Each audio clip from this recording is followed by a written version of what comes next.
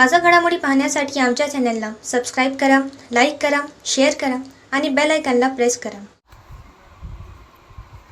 A7 न्यूजमध्ये आपले स्वागत. हिंगोली तालुक्यातील सर्व KYC न झालेल्या बाधित शेतकऱ्यांना आव्हान. माहे नोव्हेंबर 2023-24 अवेळी पाऊस, गारपीट व अतिवृष्टीमुळे हिंगोली तालुक्यातील बाधित झालेल्या शेतकऱ्यांना नुकसान भरपाईची शासनातर्फे अनुदान प्राप्त झाले आहे. याबाबतच्या याद्या पंचनामा पोर्टलवर अपलोड करण्यात आल्या आहेत. सदर याद्यास मान्यता मिळाली असून विशिष्ट क्रमांक VK नंबर तयार झाले आहेत. या क्रमांकाच्या सहाय्याने शेतकऱ्यांनी आपले सरकार सेवा केंद्र येथे जाऊन KYC केल्याशिवाय अनुदान आपल्या खात्यात जमा होत नाही. असे KYC न केल्यामुळे आपल्या गावातील प्रलंबित शेतकऱ्यांची यादी व विशिष्ट क्रमांक VK नंबरची यादी तलाठी कार्यालय येथे प्रसिद्ध करण्यात आली आहे. तरी आपण येत्या 3 दिवसात आपले सरकार सेवा केंद्र येथे जाऊन KYC करून घ्यावी. आपण KYC न केल्यास अनुदानापासून आपण वंचित राहिल्यास याची सर्वस्वी जबाबदारी आपणावर राहील. याची सर्वांनी नोंद घ्यावी असे आवाहन तहसीलदार श्रीकांत भुजबळ हिंगोली यांनी केले आहे. A7 न्यूजसाठी अनिस अहमद, हिंगोली. तहसीलदार हिंगोली या माध्यमातून हिंगोली तालुक्यातील सर्व नागरिकांना तहसील कार्यालयामार्फत होणाऱ्या काही ॲक्टिव्हिटीजची माहिती देत आहे. सर्वप्रथम पुरवठा विभागाअंतर्गत ज्या शिधापत्रिका आपल्या सर्वांना ज्ञात आहे, म्हणजे शिधापत्रिकाचं पुस्तक, तर आता शासनाने गेल्या काही दिवसांपासून शिधापत्रिका वाटप करण्याबाबतच्या काही मार्गदर्शक सूचना जारी केल्या आहेत.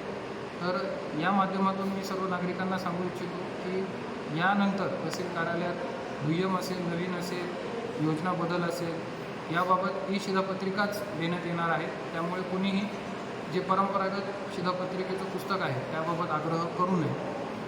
दुसरं, तहसील कार्यालयामध्ये जे काही शिधापत्रिकांचे अर्ज प्राप्त होतात त्याच्यावरती जे काही कार्यवाहीला वेगवेगळ्या कारणांमुळे विलंब होतो तो टाळण्यासाठी आम्ही आता सर्व आपले सरकार सेवा केंद्र, CSC चालक अथवा संग्राम चालक ज्यांच्या लॉग इनला शिधापत्रिकेचा अर्ज भरण्याची सुविधा उपलब्ध आहे त्या सर्वांना प्रशिक्षण देत आहोत.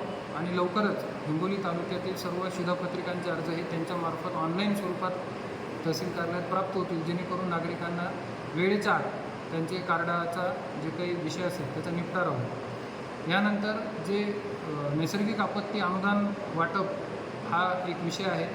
तर त्यामध्ये मागील वर्षी अतिवृष्टी, गारपीट यामध्ये वेगवेगळ्या वेळी झालेल्या नुकसानामुळे जी शासनाची मदत शेतकऱ्यांना जाहीर झालेली आहे, त्यामध्ये आज रोजी तालुक्यात 4238 शेतकरी आहेत ज्यांची अद्याप KYC झालेली नाही. KYC म्हणजे आपल्याला आपल्या आपल्या CSC सेंटरवर नजीकच्या जायचं आहे आणि त्या ठिकाणी आपला VK नंबर सांगून आपला जो काही आधारशी बँक अकाउंट कनेक्ट आहे त्याची KYC करायची आहे. जशी आपण KYC केली की त्या आपल्या खात्यामध्ये त्या अनुदानाची रक्कम जमा होणार आहे.